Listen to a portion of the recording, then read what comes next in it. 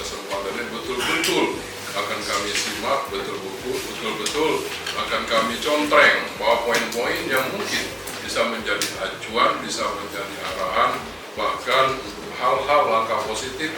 pelayanan kantor pertahanan Kota Palembang untuk ke depan terhadap masyarakat Kota Palembang.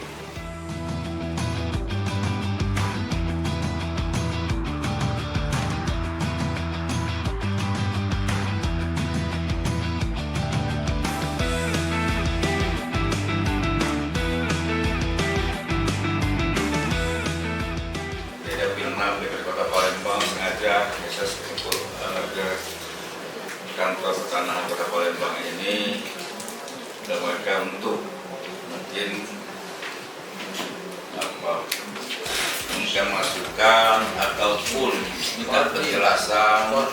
koordinasi masalah khususnya tanah-tanah yang ada di seberang Ulu, Kecamatan Dapati, SU1 dan Jakarta.